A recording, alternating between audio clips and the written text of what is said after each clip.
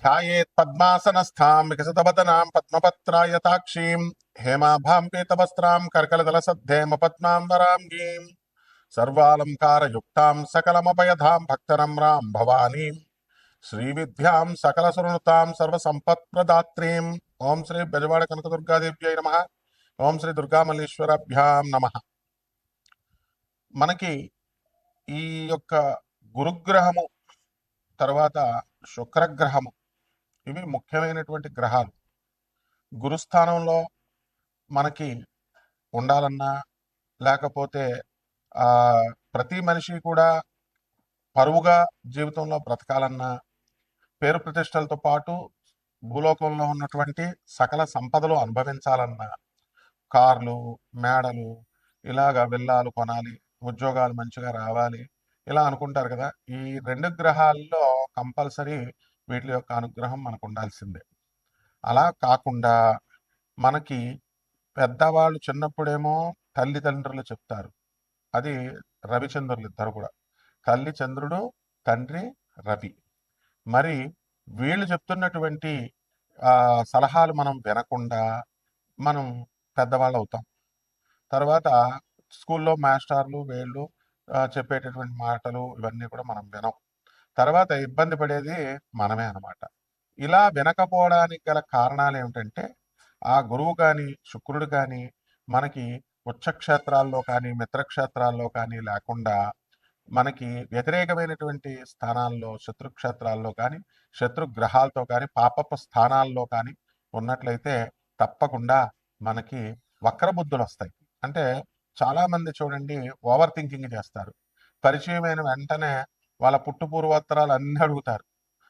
అసలు ఒక నిమిషం మాట్లాడటమే చాలరా బాబు అని మనం అపాయింట్మెంట్ ఇచ్చామనుకోండి, ఎంత డీటెయిల్డ్గా వెళతారంటే వీళ్ళు మామూలుగా ఫ్రెండ్స్ కలుసుకున్నటువంటి వాళ్ళే వాళ్ళు ఇంకా ఏదో వీడికి పిల్లనిస్తున్నట్టు ఏదో వీడి యొక్క పుట్టు పూర్వోత్తరాలు ఇవే అనవసరమైన విషయాల మీదకి ట్రాక్ వెళుతుందన్నమాట.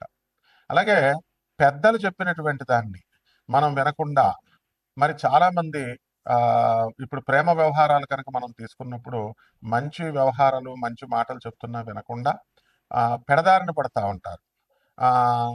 చెడ్డవాళ్ళతో నమ్మడము, చెడ్డవాళ్ళని ప్రేమించడము, లేకపోతే చెడ్డవాళ్ళతో మరి అక్రమ సంబంధాలు పెట్టుకోవడము, ఇలా ఏదో రకంగా మంచి వాళ్ళు చెప్పేటటువంటి వినకుండా గురువులు చెప్పేది, తల్లిదండ్రులు చెప్పేది వినకుండా ఎవరిష్టం వచ్చినట్టు వాళ్ళు వెళ్ళిపోతూ ఉండడం అనేటటువంటివి జరుగుతాయి. దీని అంతటికీ కూడా మనకి ఈ ఏమిటి పర్యవసానము అంటే లాస్ అవుతాం మనం. అందులో డౌట్ లేదు. కానీ ఎలాగా అంటే శని శని ఆకర్షిస్తుంది అనమాట. మనకి శని చెడ్డ స్థానాల్లో ఉన్నప్పుడు నీచ ఆరాధన, నీచ స్త్రీలతో పరిచయాలు ఏర్పడ్డాలు ఇలాంటివన్నీ కూడా జరుగుతాయి.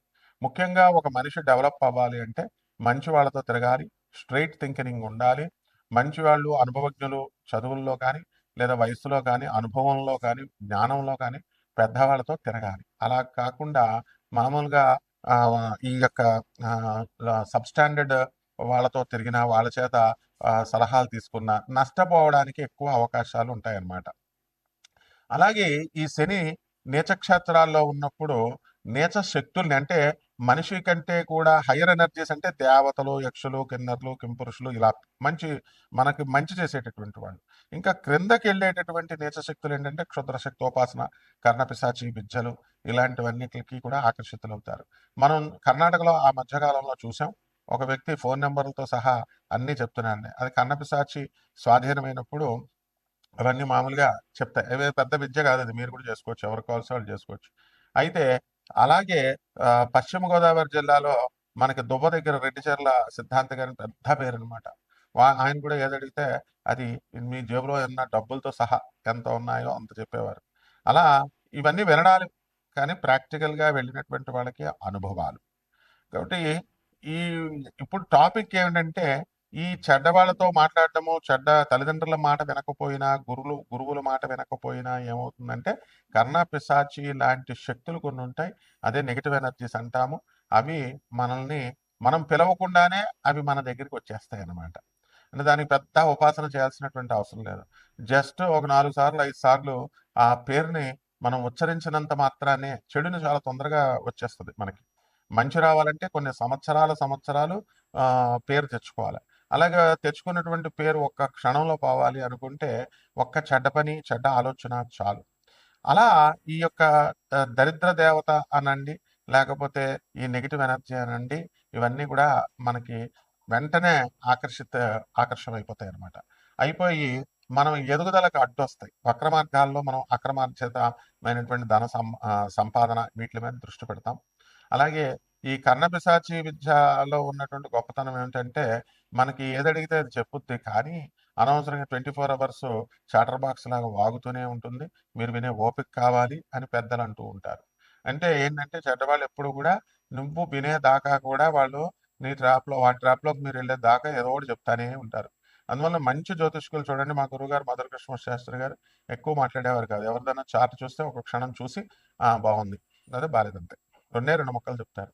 అలా కాకుండా ఇది, అదని చెప్పేటటువంటి వాళ్ళంతా కూడా చాలా మందిని మనం చూస్తున్నాం. డైరెక్ట్ వాళ్ళు సబ్జెక్టు, ప్రిన్సిపల్, డిసిప్లిన్. జ్యోతిషం అంటే ఏంటంటే డిసిప్లిన్ అనమాట. కాబట్టి మన ఫ్యూచర్ అనేటటువంటిది డిసిప్లిన్ ఉంటేనే మనకి అబ్బుతుంది.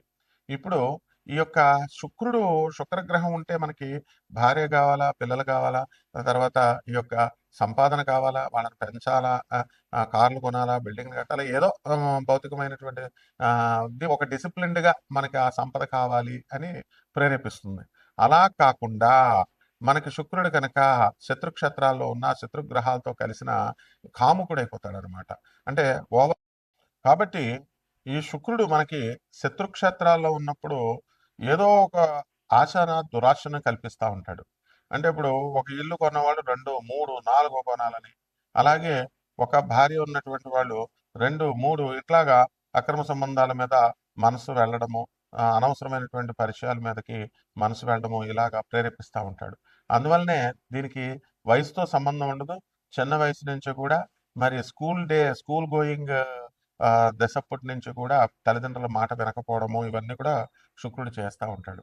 కాబట్టి మనకి ఎవరైతే ఈ ఒక క్రమశిక్షణ అనేటటువంటిది ఉండి కేవలము వెరీ సిస్టమేటిక్గా లైఫ్ని లీడ్ చేసేటటువంటి వాళ్ళు మాత్రమే లైఫ్లో సక్సెస్ అవుతారు. ఓవర్ థింకింగ్, ఓవర్ అనలైటికల్గా మనం ఆలోచించేటటువంటి వాళ్ళు ఎప్పటికీ కూడా బాగుపడరు. ఇది శుక్రుడు చేసేటటువంటి ఆ, యాంటీగా ఉన్నప్పుడు శుక్రుడు సరైనటువంటి స్థానాల్లో లేనప్పుడు చేసేటటువంటిది.